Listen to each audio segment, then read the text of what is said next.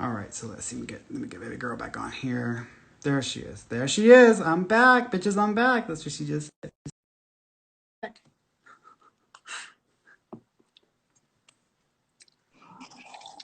I'm back. All right. Yes, ma'am. Okay. So, and I'm so I'm so happy because um trying to figure this out here with the stupid oh, this is it is what it is. Okay. So what was I talking about? Oh yeah, your daddy.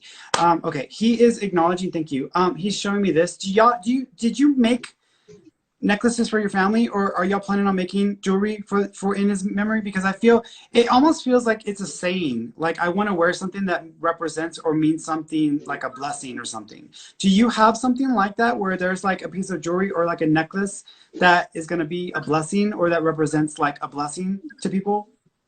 I think I gave something to some people about that. Yeah. Okay, because he's acknowledging Uh, that. Yeah, because he's acknowledging this. He also says you need to have more faith because you question, and he says that they know you question, and he says every time, he says every time,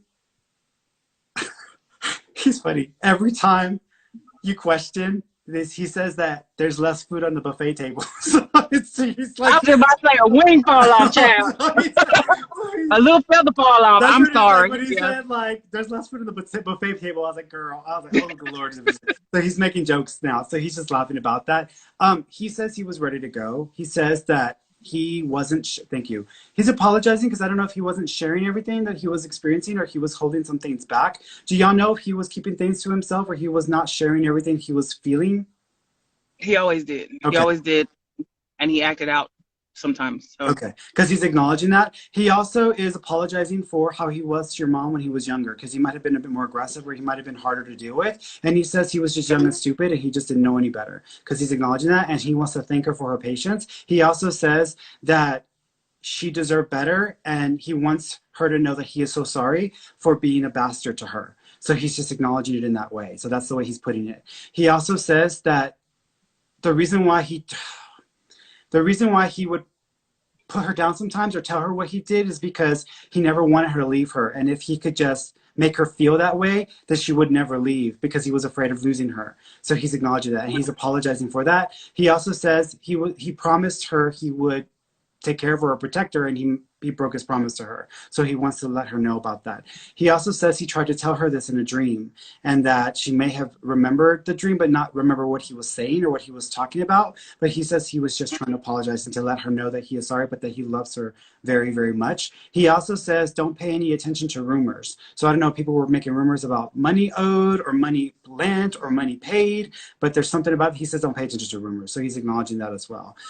He also is referencing, thank you. Do you know if, was he a smoker? Because I'm smelling smoke. he is, and they supposedly quit, but my mom didn't. But my mom don't tell me she smoked. Mm-hmm. So, Yeah, he mm-hmm. is not, he's ratting her out. So he is letting you know that she still smokes. Yeah, he still smokes. And he also keeps acknowledging, I think he's pointing to his lungs. Do you know if he was also having difficulty with his respiration or his breathing? Because he's acknowledging the lungs contributed to his passing, not caused it, but contributed to his passing. Oh, it might have, yeah. Okay, because Mm-hmm. he's acknowledging that, and I feel like I've got fluid building up, but I've also got lesions or like, thank you. Did he have cancer? No, Okay. but she potentially did. Okay, because he's acknowledging like cancer or something like this, because there's a reference to this. So he's acknowledging that, but I'm almost seeing lesions or things in the lungs that remind me of this. So he's acknowledging that. He says that he's proud of you. He says because you don't let nobody tell you nothing, and he says that for that he is proud of you. He says you get that from him, so he wants to make sure you understand that. He also says he messed with your television. So I don't know if you had some weird things happen with your TV, but he says that was him. Damn it. Yeah, Yeah. yeah. He's okay. Are there two other siblings? Are there two others? Yeah. Yeah, That I don't talk to her. yeah, he says he wants to acknowledge them because he says you will talk to them again, or there will be the opportunity to connect with them again. He says you don't have to be best friends. He says, but you're still family and you can run away from that. So he's just acknowledging that. Now, I disagree with him because he's arguing with me. I disagree with him Of course. because Of course. I'm like, no, like don't put up with bullshit if you don't need to be putting up with bullshit. So, That part. but he's like, they're still family and you can't run away from that.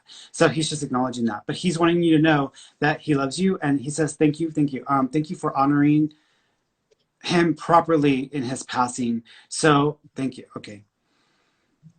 Did y'all? I hate to say it this way. Did y'all build him up in his memorial service?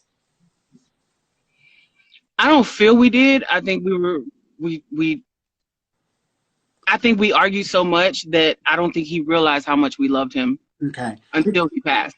The way he makes me feel is he feels like y'all built him up, or like y'all made him out to be better than he deserved to be. So he wants to thank y'all for acknowledging him in a lighter way, or in a way that's more loving, as if, and he's just thanking y'all for that. So he's acknowledging that. So he also says thank you. Do you sing? I used to. Okay. He says he misses the sound of your voice. Okay. Okay. All right, baby girl. And what about the family divide? Is that okay? Like, did he see it? Are we good? Like, he's laughing. He's like, ain't nobody. he knew they were He said, training ain't this nobody time. who didn't see it. That's what he said. He said, ain't nobody here who didn't see it. So he says, yeah. Showed up, baby. We showed Yeah. up. So Thank you so much, Cardi. You know I love you. You're welcome. Thank you so much. You take care, mama. Bye-bye. You too. Bye-bye. All right, y'all. All right. So now it's time for the study group. So I'm going to bring Michelle on. Let me find her ass in here somewhere, because I know she's in here. All right. There she is. There she is.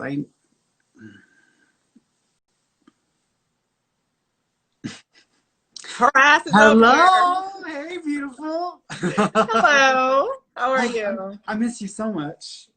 I am here. I know. I got so used to talking to you like every Sunday, just like having that time together stuff. And so when you needed your break, and then I was like, I need a break too. I might as well take this. I was like, okay, so yeah, but I really missed our time together. So I just want to let you know that. Now that doesn't mean that you got to always be on the study groups with me, but just so you know how I feel. Oh, I love you too. Oh, all I right. just got warm. Thank you so much. You're welcome. You're welcome. You're welcome. I feel so they valid. make medicine. They make medicine for that, so don't get too crazy. All right. So we're on many lives, many masters. Okay, cool. Oh, Okay, we're doing many lives, many masters. No. Sorry. Of course, the American girl. It's gonna take me a hot minute to get used to all this communication. So I know it.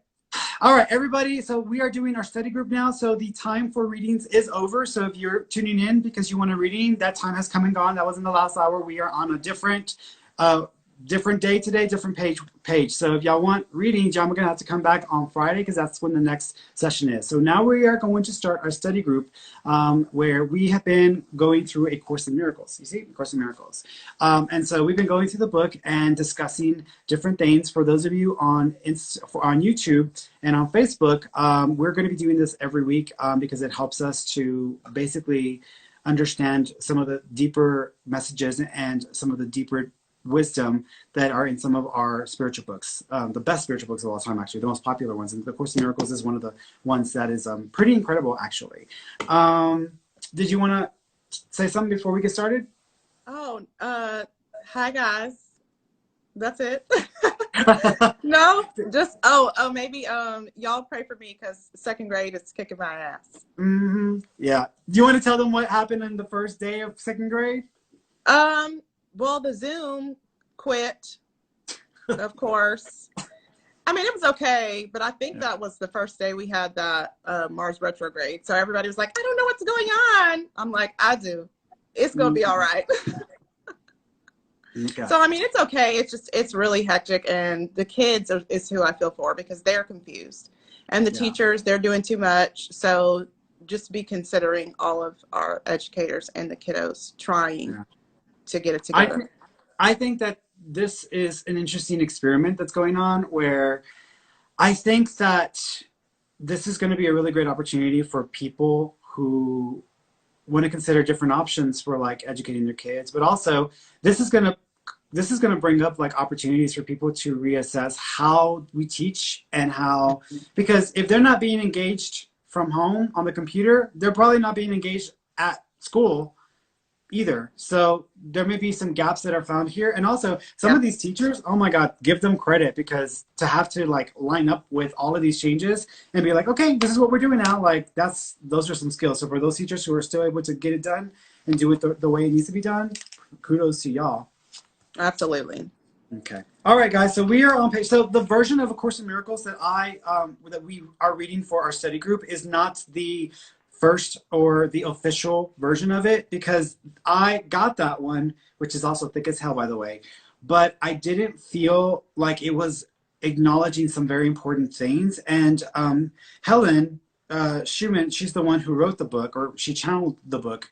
What happened was she went through a process of editing out her own material, her own channel material, because she was uncomfortable with some of the material in the book from the original A Course in Miracles. And so the original one, the one that's the blue one, that's been heavily edited, and a lot of the notes have been taken out that she made when she was going through the process. And some of those notes are pretty damn amazing. And both Michelle and I have seen the big difference between the original and the one that we're going through, because it's just like night and day, because there's so much more depth and so much more information there that is just not covered in the official copy. So this is a sanctioned one. So this was actually got approval from the vice president of the organization that produces the original Course in Miracles. So they actually acknowledged this book and saying that it was really good, but it's not for the lighthearted, and it's definitely takes more like focus to kind of understand some of the material. But it's actually not been that difficult to understand, in my opinion. It's been easier. So I've found it really helpful so far. Yeah, yeah. So I stayed up last night going through this, the what we're about to go through. Okay. And what you sent me last night in the message thing is what this was about. Remember the video you sent me of the guy who says through Jesus everything is done, and Yeah. Mm-hmm. Yeah. And so I was reading this last night when I saw that, and it was pretty much addressing some of your questions. I was like, oh look, she got her question answered by the book. So what number are we on? I think 31. Okay, cool. All right. So do you want to go first? Sure. Okay. Number 31. Miracles should inspire gratitude, not awe. Human beings should thank God for what they really are. The children of God are very holy. The miracle honors their holiness. So, notes. God's creations cannot lose their holiness, though it can be hidden. The miracle uncovers it and brings it into the light where it belongs. Holiness can never be really hidden in darkness, but a person can deceive himself on this point. This illusion makes him fearful because in his heart he knows it is an illusion. As with all illusions, he exerts enormous efforts to establish its validity. The miracle sets validity where it belongs. Eternal validity belongs only to the spirit. The miracle acknowledges only the truth. It thus dispels a person's illusions about himself and puts him into communion with himself and with God. Mm-hmm. So what did you get from that? Okay, so I made some notes. Oh, good. Yay! Okay, so this is what I said. Miracles honor and acknowledge a divinity in all of us. Miracles offer us confirmation of our goodness, because it is all too often that as humans who have had experience after experience that creates trauma or bitterness, we begin to see ourselves as inherently bad. When you're able to see yourself as a light being and not as the image you've created or has been created by outside influences, you're able to seek more truth in alignment and with the laws of the universe, and then you feel more love. And so I had a thought last week, which was like Anakin, Darth Vader, you know, you kind of shift into that dark entity and you leave yourself behind once you kind of have trauma after trauma. So that's what I took from it. No, I agree with that. I think that covers it, or that brings up a lot of important pieces. What I wrote about that, so miracles should inspire gratitude, not all. Not all. Human beings should thank God for what they really are. The children of God are very holy. The miracle honors their holiness. And, you know, with the Course in Miracles, for those of you who are just starting to tune in, you know, this book is based in her perception or reality bubble. And she grew up Catholic and was also Jewish, I think, as well. Oh, no, she grew up Jewish and she switched over to Catholicism.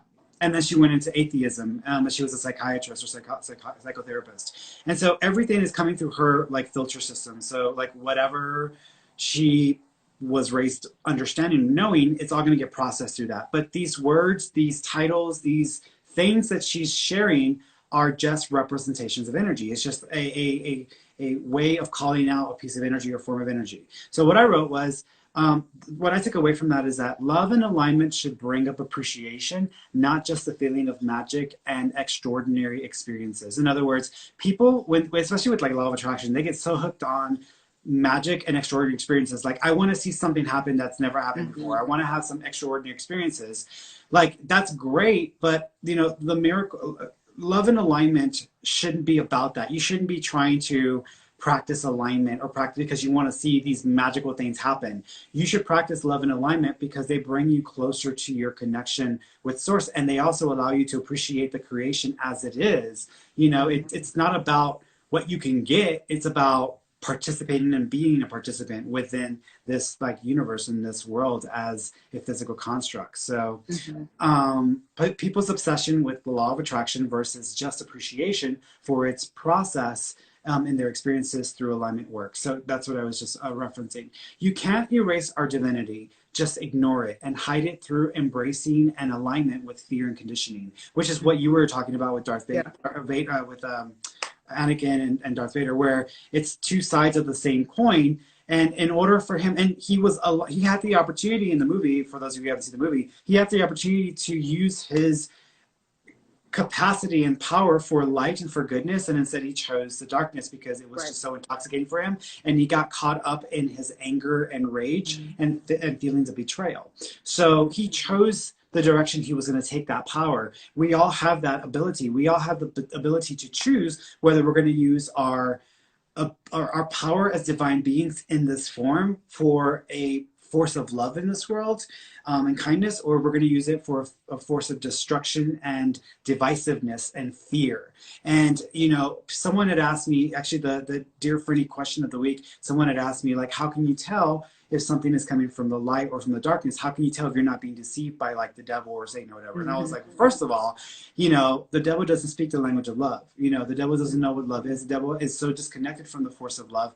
There's no association. If it's crossing over like that, then what you would consider to be the devil would essentially know what love is and understand that love in that form. And so because he's the devil supposedly, that's not possible, because it's the embodiment of the opposite of what God is supposed to represent, which is love. Right. So for me, when I connect with my higher self or with Aja, if it comes from a place of love and divinity and love and compassion and consideration and all that other stuff, definitely is coming from a loving form. It's coming from a place of love, a place of source and alignment with source. It's coming from our highest form. But if we are like caught up in the nitty gritty and we get caught up in like the low vibes, then that's where we tend to take things. And so if I'm talking to you and I'm telling you that you are loved, you are blessed, you are sacred, you are sacred in the eyes of God, and that you will always be loved, and that you are precious in this universe, and you got somebody else telling you like, don't listen to that, that's the devil. Right. Don't listen to that because you're going to go to hell. Don't listen to that, because then at that point it's pretty obvious who's coming from where and what the intent, what the energy is that is built up into that moment of expression. And so you don't have to ask who's, am I being deceived? No, because authenticity and love isn't something you can fake. You can really fake. It's like at some point it's going to show. And so, people work hard to prove and validate their fears. When they do not align with the experience of source and remember love, they must substitute their sense of value and worth that naturally comes along through divinity alignment with fear and victimhood based realities and mindsets. In other words, and what I was writing there, because those are my notes, I was like, sure, what am I writing here? I'm writing a book. So when we are not aligned with love and compassion and that form, and we've only aligned with the low vibes and the pain and the suffering, then we don't even have a concept of what that love and what that higher vibration is or what that higher state is. We're only relating to the pain, the struggle, the darkness. And so people who are in that only know that to be true, only know that to be the reality. So they think of people like us who live in the love and light, zone, that we're just, we're like snowflakes, or we're just like full of it, or we're just like lost somewhere in all of that. But so I lost my train of thought there because I was going to, oh yeah, yeah. People who are, if that's all they know, if that's the reality, if that's the fullness of their being, fear and anger and hatred, they're going to do anything and everything to sustain and defend that to the furthest they can. And Right. unfortunately, that means that's where you get wars. That's where you get, fighting and hatred and disconnection and division. That's when you get people shooting each other. That's when you get people just taking advantage of each other because they feel like that's the only way they're going to be able to survive or they'll be able to be anything of value and worth. So it's like I've got to take from others to have value and worth through whatever I have or through what I gain or what I am and show. And so I got to take it. But it's there for everyone and it's available to all beings. It's not like just unique to one person or another. Right. Love and alignment validate the truth beneath the reality lie. Yeah, so like what we feel lovingly and fully validates what is beneath that layer of pain, those layers of like trauma. Synchronicities reflect authentic beingness. If you start having a lot of synchronicities in your life, seeing the alignment of numbers, seeing 555, 444, if you start having like these, and this is what miracles are, the synchronicities and the alignment of love. When you start having all of these little things just happen for you, it's almost like, oh, okay, like how is this magic happening? This is the magic that we're referring to. It's not magic. It's just simply the universe smiling at you and saying, hey, all this ain't real, y'all. Like, this is how easily we can change and manipulate the structure of your reality by making these random things happen that seem to defy logic and seem to defy natural law. Because this is still a lie, and this is still a construct of our human beingness, of our human psyche, of our fear-based mindset. So it's just a reflection and a affirmation when you start having those synchronicities that you're like lined up and that you're remembering your source and your truest form.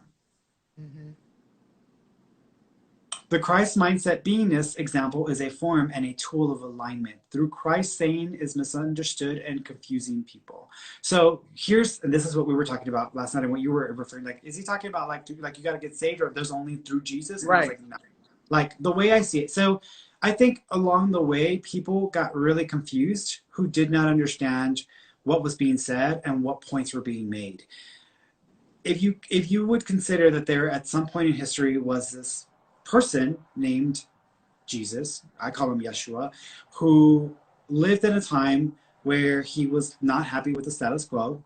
And he came along and said, y'all know what?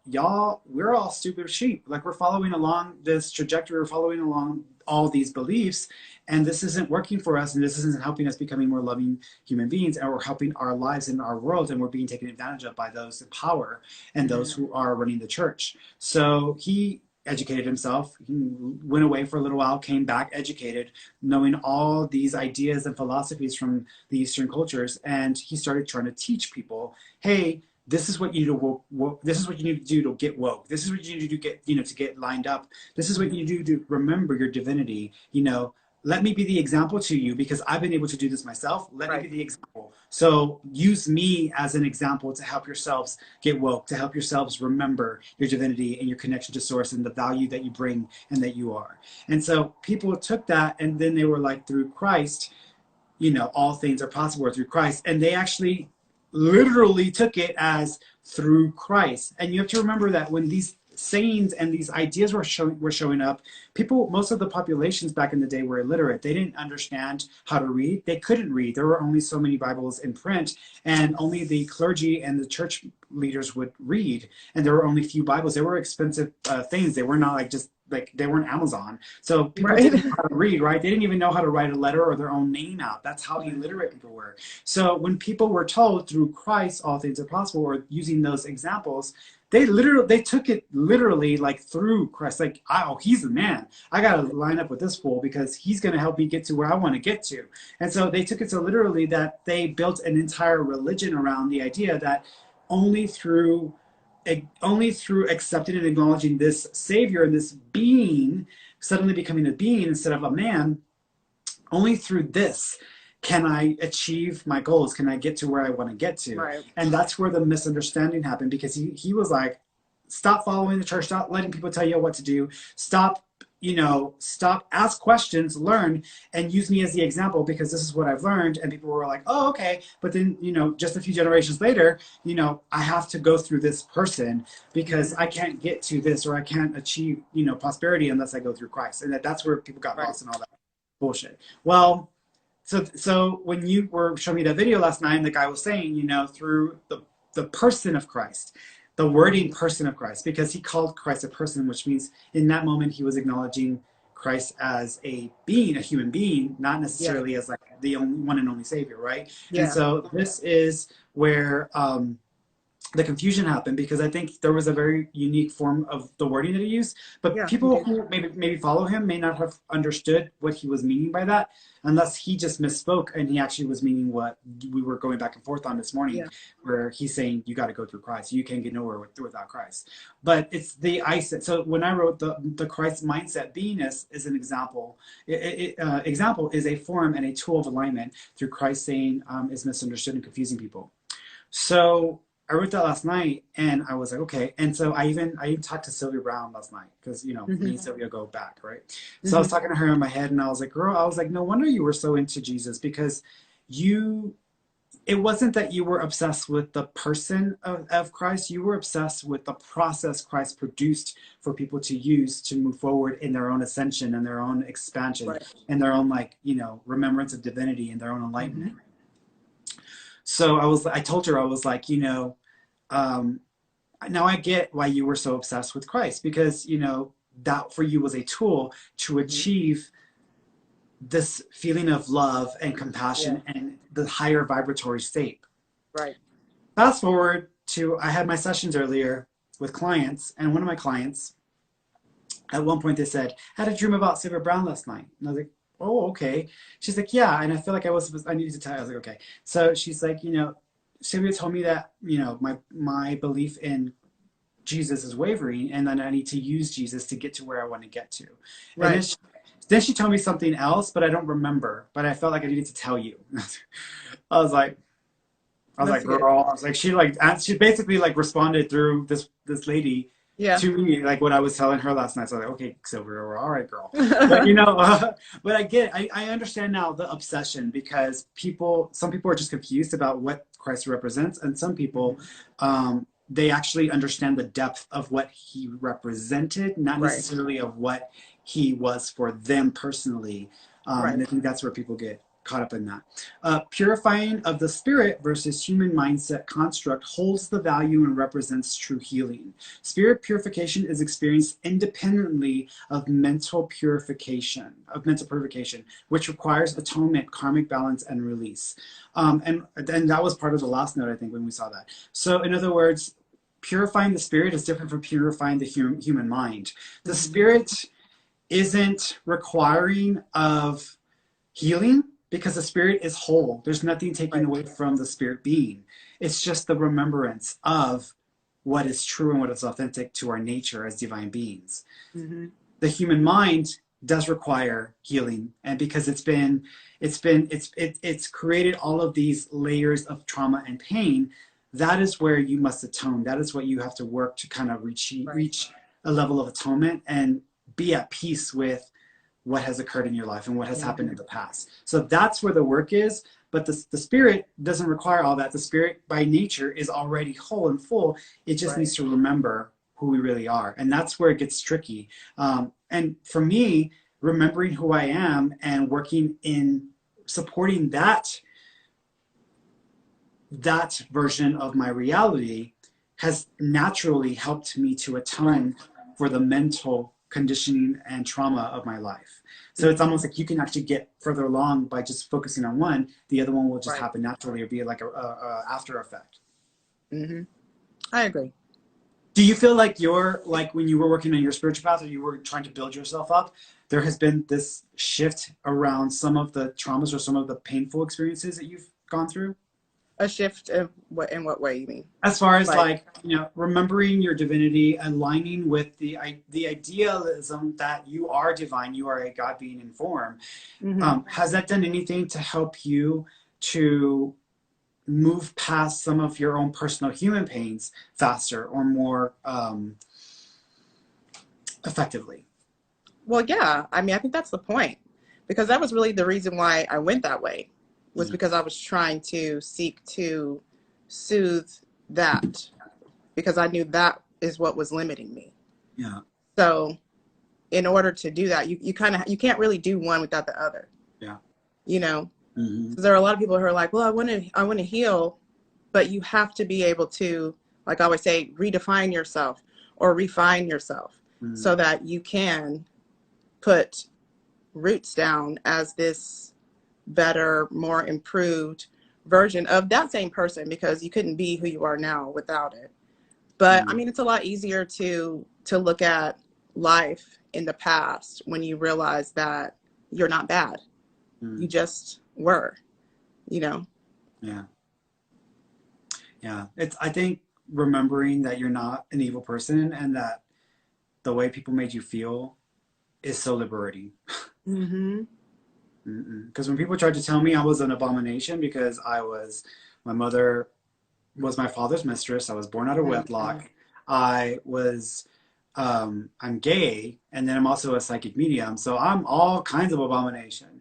Yeah. But it's not what my life is about. And so when people tried to tell me that, you know, Ferny, you're an abomination and you don't deserve to be a part of Source or God, and that you are separate from God, and that you will suffer because of, you know, things that for me have been very natural and very like authentic in experience.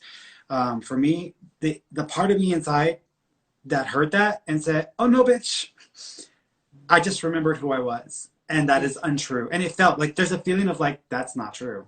I know Yeah. that's not true.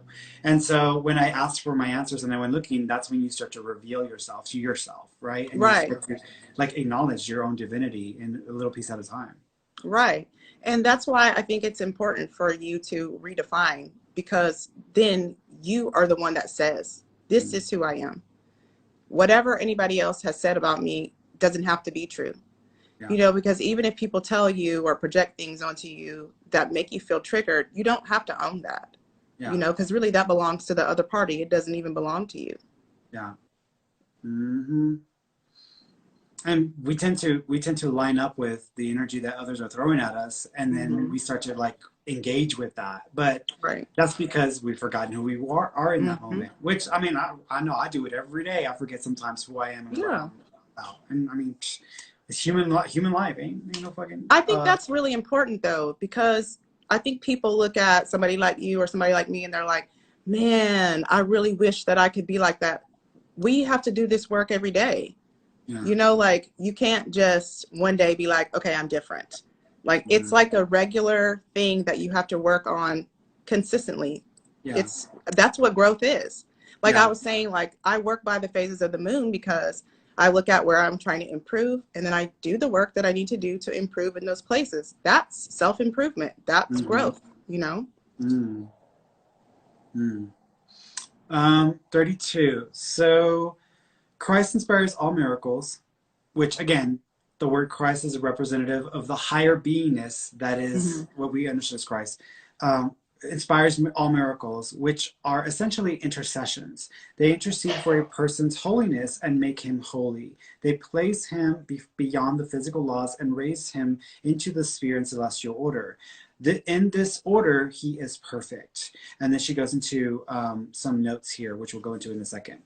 Um, so for me, like what I wrote was the representation, and what I got from that was the representation of Christ's energy brings synchronicities and alignments.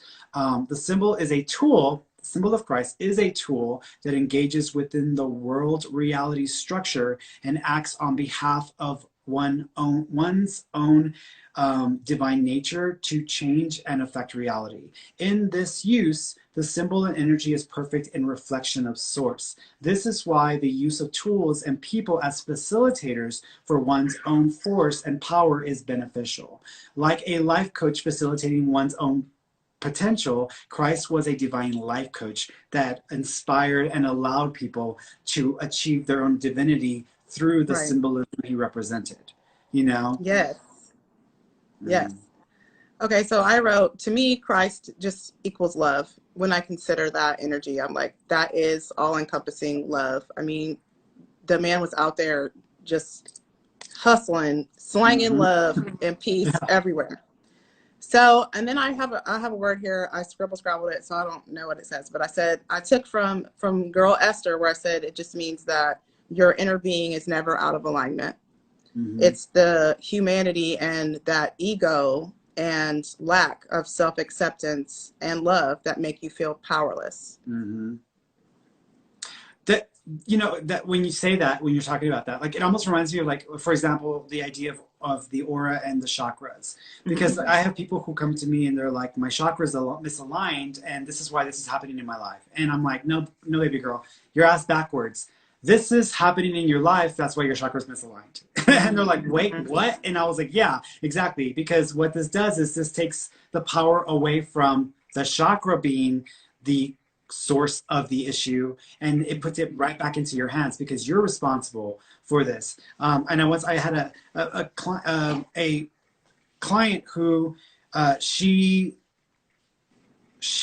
was unable to really form relationships with men, and every time she would start dating or trying to connect, she just wouldn't be able to. She felt disconnected, detached, like, So she went to like a healer, and the healer was like, well, your chakras, your heart chakra's closed.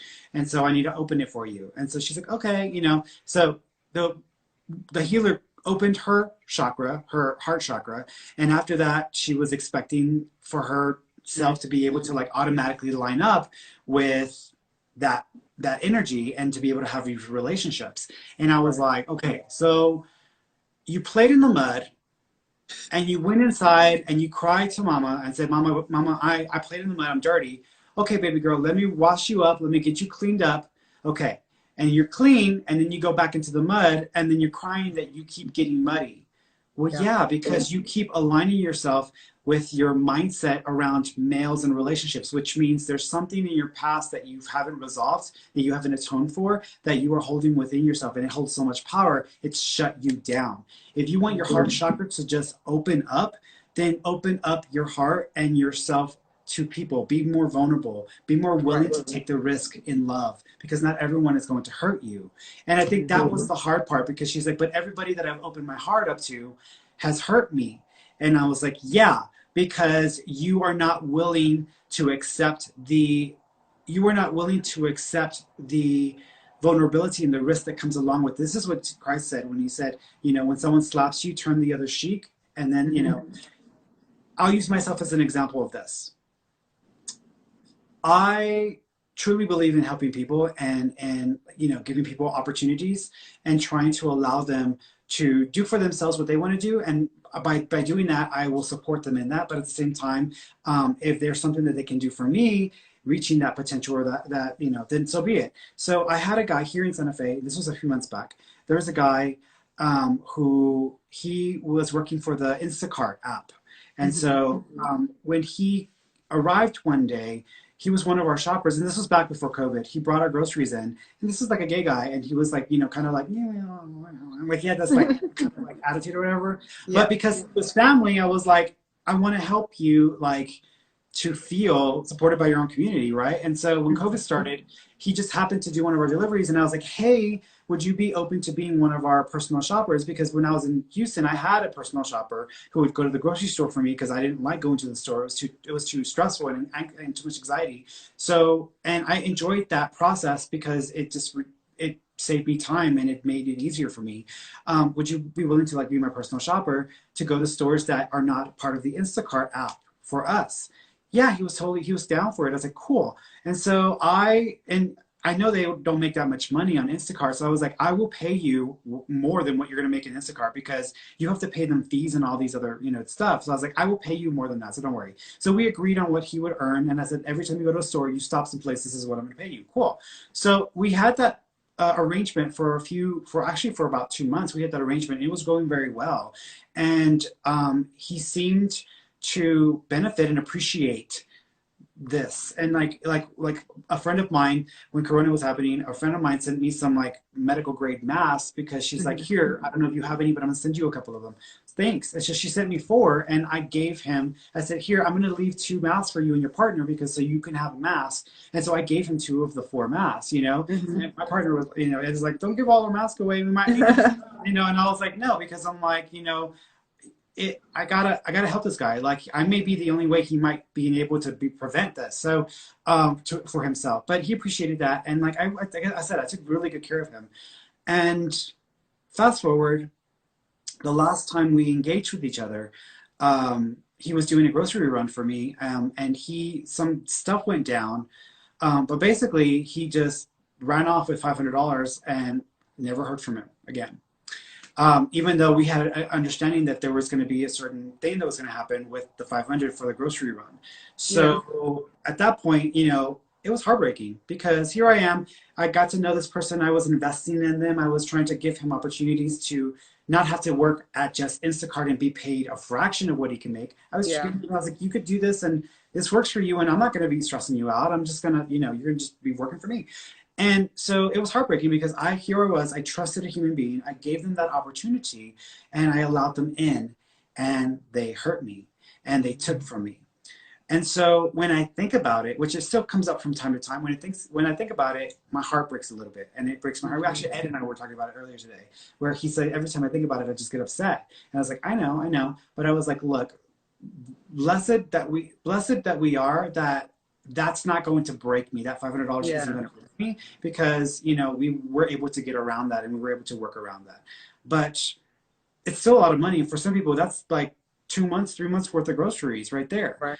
And so I decided it breaks my heart, but I'm not going to let this experience with this person transform me into this untrusting human being and say, look, see, I try to help people and look at it, they backstab me. Look what they did. They're taking advantage of me. See, I try to help somebody, I let somebody in and they hurt me. No, because for every one of those, there's one of you. There's a Kendall, there's a Reagan, there's Roxy. There are these people in my life who are gloriously beautiful and loving and have come in as blessings for me. So if I choose to see the blessings in my life, that one person that I let in who did hurt me, who did cause me pain, it didn't stop me from loving or giving out that love. And so, yes, you know what? And even now, I still trust people with money. I still put myself in. Now, granted, it's about being smart. I'm never going to take a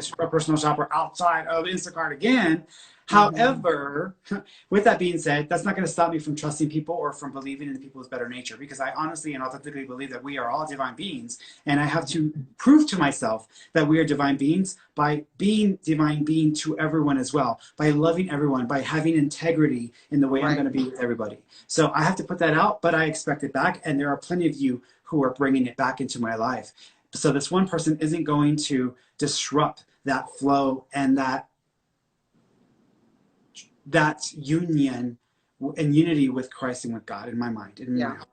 So that's what is meant by that. So yeah, you might be, everybody that you meet is like this, but you know, first of all, stop dating the same type because if you keep the same type, you're part of the problem there and you're setting yourself up for failure. The second thing is not every mistake, not every issue, not everything is enough to destabilize your entire effort to try to build a relationship with someone. You know, take it as a learning experience, get better, get smarter, get more refined in your vetting process, but keep going. Don't let it stop you. Don't let it keep you from believing that love exists and it's there waiting for you to allow it in. Not waiting to come to you, waiting for you to allow it in because you must allow it in first. Right. I mean, yeah, and it definitely sounds like she could use some self-work, you know, because if you have that, again, like, come on, you know, you don't have to take that side of it. Yeah, it sucks. I mean, shit, I'm single too, but it's not miserable out here. You know, like you have yourself, like you can have so much good fun, good time with yourself. And once you've done that and you really start building that relationship with you, you know what you want.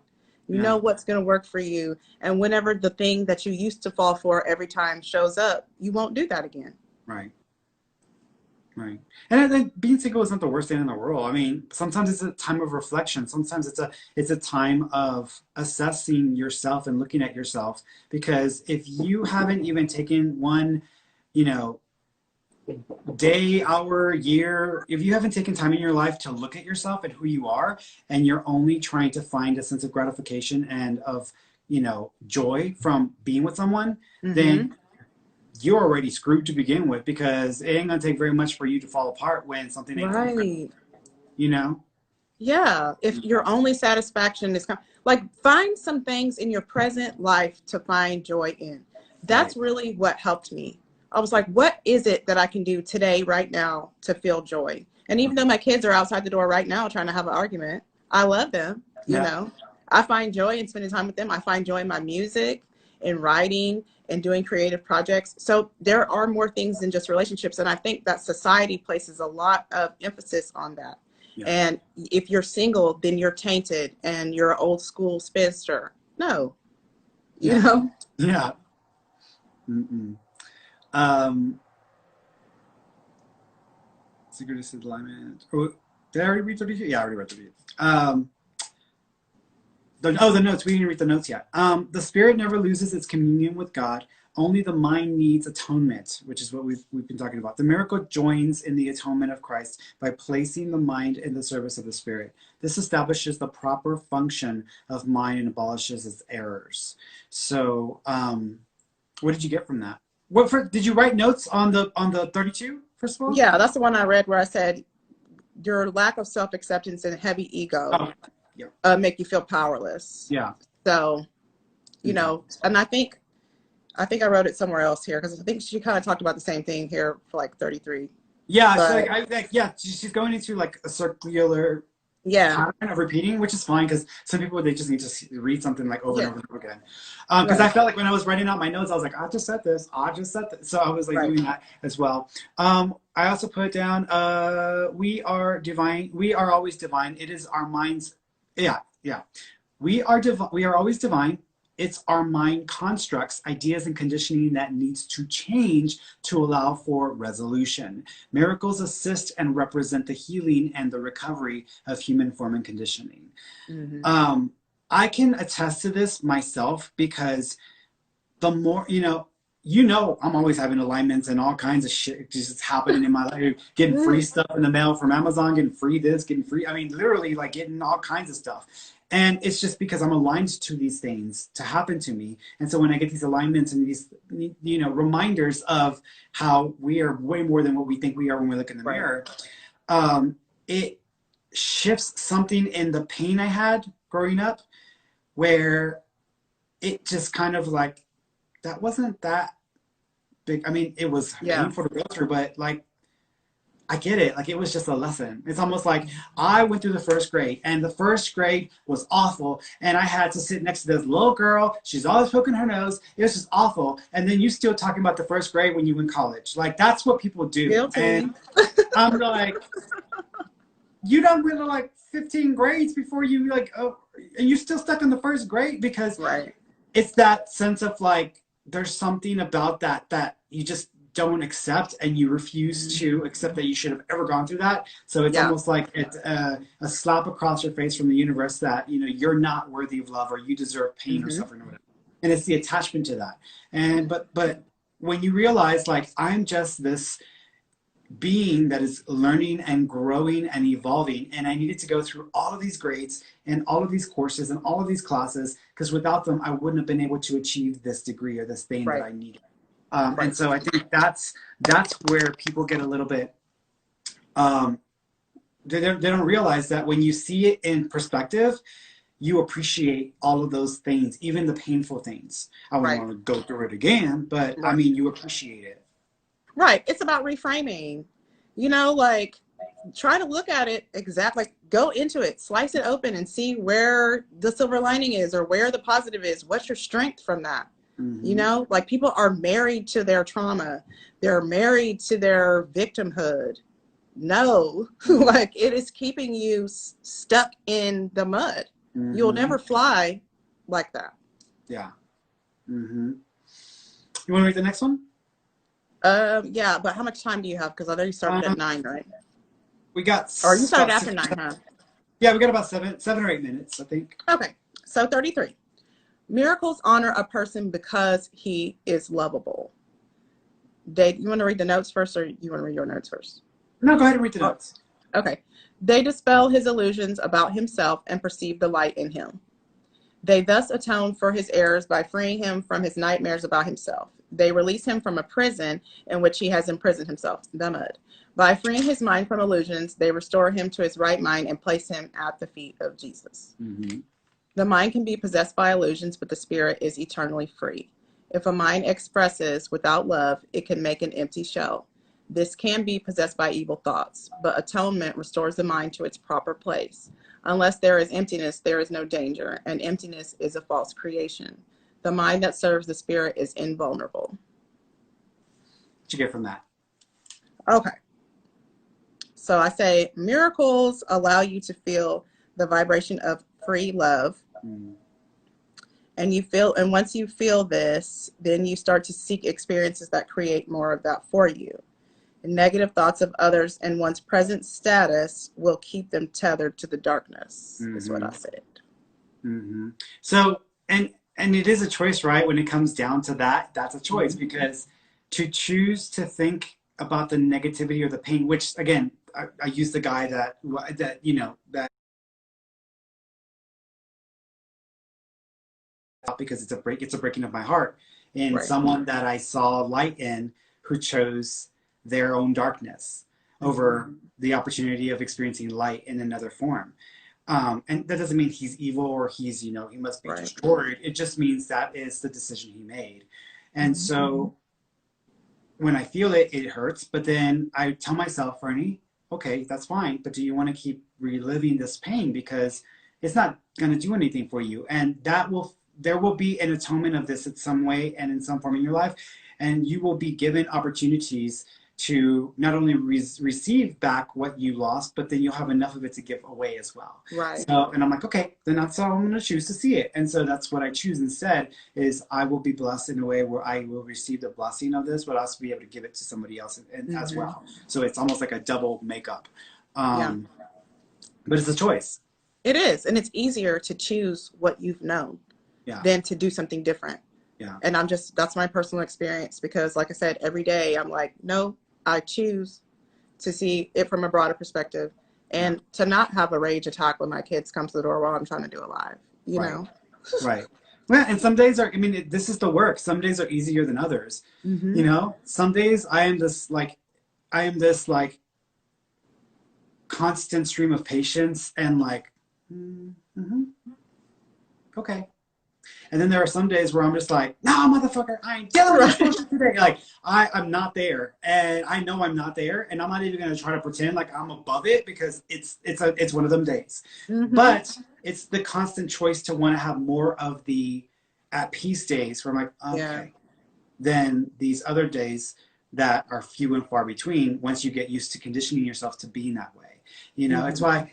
With law of attraction, people always say, like, I tried it. I tried law of attraction. I watched The Secret. And, and I'm like, okay, but are you actually good at it? Because if you are falling asleep thinking about your bills, thinking about your kids, thinking about your health, thinking about it, and I'm not saying you shouldn't or you're not allowed to, but when you are constantly processing those lower vibratory states of awareness and being, it is a consistency within your energy state and your energy being. So when the universe shows you in the reflection of what is around you and what is in your life, when the universe shows you what is within you on the outside, you cannot blame the things on the outside for what you sustain within yourself. Because if you make the shift and you force yourself, and you have to force yourself at first, because it is not easy to not want to think about the things that you worry about, to not want to think about the things that consume you so easily.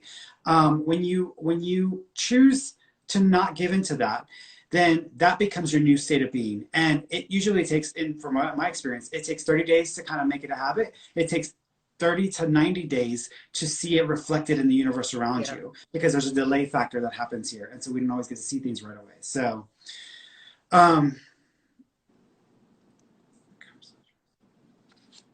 say? What else? Purpose, a source. I put humans are precious and loved by source being. The experience of alignment with love and represented by synchronicities validates our divinity and purpose for source. Synchronicities and alignment shatter the world's reality that is an illusion. They also balance out our dysfunctional nature in human form and free us from our self-imposed fear-based reality. When this happens, we become enlightened and sync up with the energy of Christ within us. Spirit is always in alignment. Our mind structure and belief system can cloud our awareness of the world's reality lie, which is, the reality we live in. If we only think our way through life, this was so good because I saw this when she said this. I was like, "Oh, girl, you better say that again." If we only think our way through life, then we feel empty and lack a sense of purpose. We need to live connected to our emotions and, most importantly, experience love regularly, or we will be overwhelmed by the pain and suffering of being and action. So this reminds me of many clients where they only think about the accomplishments and their achievements and like what they want to, what they're supposed to achieve and what they're supposed to be. And especially women, they compare themselves. Like, it's the constant thing. If you are trying to empower yourself as a woman or as a human being in this world, the first thing you should not do is compare yourself to everyone else, because who you are and what you possess is unique and significant unto you. And so by comparing yourself, you are telling yourself and the universe, look at how I'm not as good. Look at how I'm not worthy. Look at how I'm not as lovable. And so you're basically affirming that you are not enough and that you are not divinity, which is, again, the forgetting of what we truly are.